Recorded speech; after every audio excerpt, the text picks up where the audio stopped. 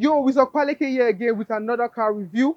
And this is the 2020 Lamborghini Urus, the world's first super SUV.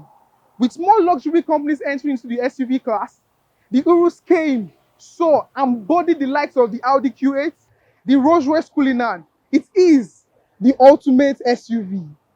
If this is your first MPHB's video, please flood that subscribe button so that you can join the community and that notification button so that you don't miss any video as they come up.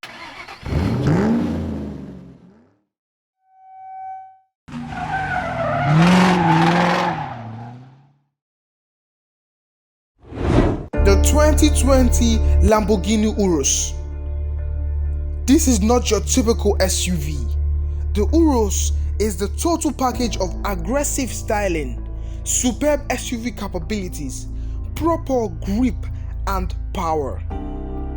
It comes with a twin-turbo 4-liter V8 engine that produces a whopping 641 horsepower and 628 pound-feet of torque. With a top speed of 190 miles per hour, the SUV rockets from 0 to 60 miles per hour in 3.2 seconds and eats up the quarter-mile mark in 11.4 seconds. It also comes with a bias all-wheel drive system and a razor-sharp 8-speed automatic transmission. In this video, we will be checking out the Urus, going through the exterior and interior design, and identifying some cool features therein. Let's go. Talking about the exterior design of the Lamborghini Urus, it has a menacing look that gives it power and strength. Lamborghini did not fail to continue with the Y shape and the hexagon patterns all over the car from the front to the rear.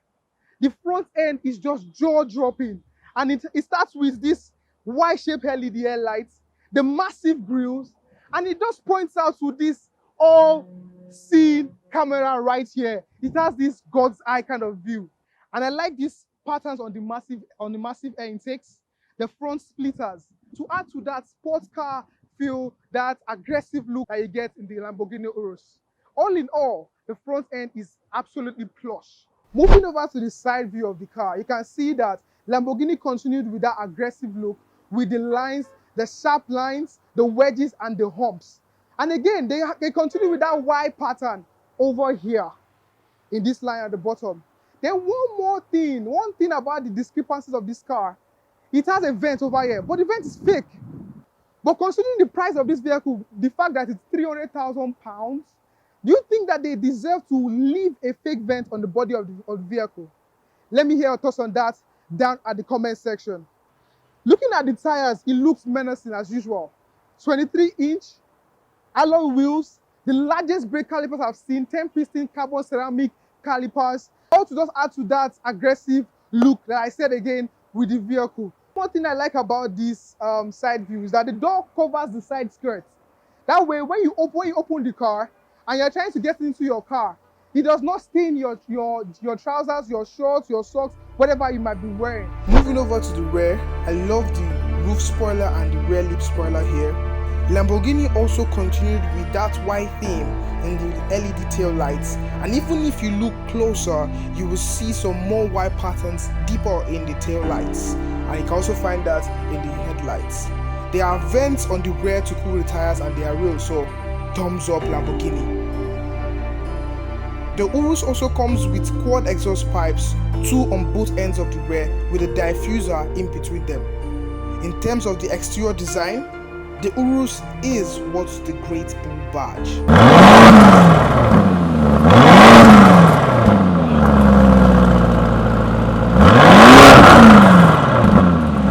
Moving on to the interior of the car, this is where we have fun. Now, I'm going to open the door.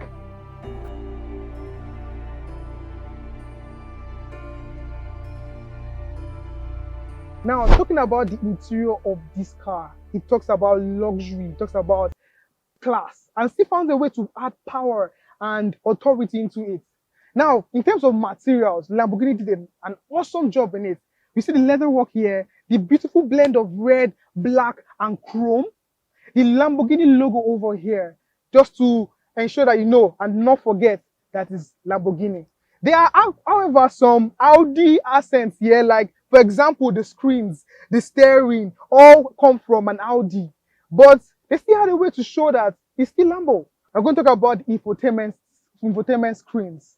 It comes with three infotainment screens. One called the driver's display and two over here, one for your navigation, your vehicle information, your Bluetooth, your audio, and another over here for your climate control. Moving down the center control stack, there are no gear shifts, but we have these three levers to ensure that you enjoy your ride. For example, to put the car in reverse, you have to drag this lever right down. Right now it's on park. That's we press this button to be on park. Yes. Then on the left of the lever, we have a lever that controls different drive modes, right? And it's called the Anima. There are six drive modes here. We have the Strada, the Sport, the Corsa, the Sabia, the Terra, and the Nev, all written in Italian. But to get a better explanation of the different drive modes, there's a graphical representation here. Click on Anima. You have a different descriptions of the vehicle. Like now it's on Strada, you have the Lamborghini Urus in the streets. On Sport, you have a graphical representation of it. We have on Corsa, we have on Sabia, Terra, and Nerve. Yeah, Nerve is for driving in snow, which we will not use right here in Nigeria. So to switch between the different drive modes, you have to move this lever, move this lever to change between the drive mode. But there's one negative that I don't really like. You can't push it up. You can't go back to, maybe you're on Sport, you can't go back to Strada easily. You have to go through the different drive modes one after the other. On the right of this massive reverse lever, we have an Eagle. But if you're looking at it from far, you think it says Echo, but it's Eagle. It is used to control the different settings, from the traction to the steering to the suspension and the chassis. So you can customize your settings if you do not like the preset settings from Lamborghini in the different drive modes. Talking about the steering, it is from Audi. But Lamborghini kept their accent, if I may say, on the steering. That's the Lamborghini logo over here. That's the flag of Italy over here. I love the stitches, however. I love the stitches. I love the perforated leather right here for grip. But there's one thing that we'll consider, or let's say a little bit controversial. The fact that the paddle shifters are not column mounted.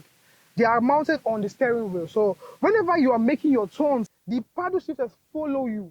So it's going to be kind of difficult to shift gear with the paddle shifters. But all in all, it's just a minor thing to think about. It has a chrome strip so that you know where your steering is always centralized. The AC vents look like a jet pack, like the rear of a spaceship, which is very, very cool. Coming back to the screens, I want to point out something. The graphics, first of all, the graphics is plush, beautiful. But Lamborghini continued with that hexagonal patterns in the icons over here. They continue with it right here in the climate control to increase the climate, to increase your fan speed and everything. They continued with the hexagonal pattern right here in the cup holders. And they continue with the hexagonal pattern again right here. See this pattern on the seat. In terms of storage in this car, you have adequate storage. You have a tray here for your phone or whatever you want to keep here. We have a glove box compartment for you to put your stuff. We have a door bin, which is really, really large. Talking about the seats, they are comfortable. They have proper bolstering. So whenever you're making those sharp turns, you know you are held down properly. It is a 16-way adjustable bucket seat with a Lamborghini crest on it. So you know that you are in luxury. We're going to move it over to the back now so that we can compare the headroom, and other things that you need to note over at the back. So let's go to the back. We're in the back seat of the vehicle and you can see that it's comfortable. 3 people can sit comfortably in this seat. In terms of headroom, for me, it is okay. For someone slightly taller than me who have an issue with that, the leg room is adequate. The toe room is adequate right here. Now, there is a center hump here, however. That's going to be an issue whenever somebody is moving from one end of the car to the other, or when someone's sitting in the middle because he won't be able to place his feet properly. There is a climate control over here, a screen for you to control the climate control. We have a screen here where you can get all the information that the driver is going to be getting. Although, I'm wondering why you will have a driver driving the Lamborghini Urus. Why not feel the power? You get. But you have a tablet that shows all the necessary information. You can watch whatever you want to watch, and you can connect it with Wi-Fi to surf the internet. But in terms of the interior, I feel it's okay. Comfortable seats. There are cup holders here for you to keep your drinks or your cup.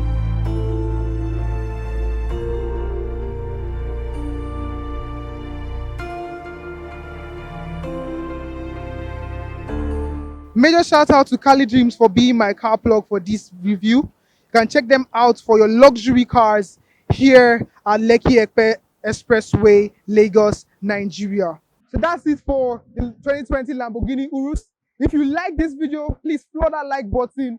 And if by now you've not subscribed to this channel, please floor that subscribe button. And again, the notification button so that you do not miss a video. But for now, it's a beastly bye-bye.